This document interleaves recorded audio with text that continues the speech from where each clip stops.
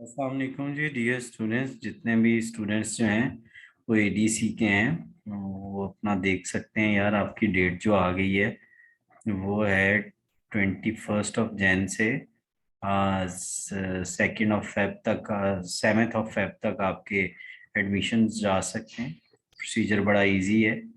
आप अपना sign up account बनाएं और अपना एडमिशन भेज लें।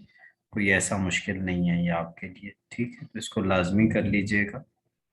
और उसके अलावा आपने क्या करना है जी, ये लेट कॉलेज वालों की भी सेम इधर यही है, और ये जो प्राइवेट कैंडिडेट हैं उनकी भी सेम वही डेट है, ठीक है? तो इसको यार लाजमी कर दो। डबल और वीकली लेट के चक्कर में क्या पड़ना है। बाकी प्रिपरेशन करो, 40 डेज के बाद आपके एग्जाम्स होंगे।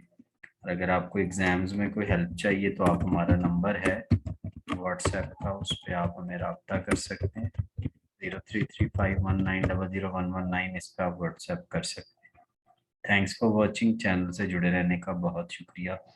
Thank you very much.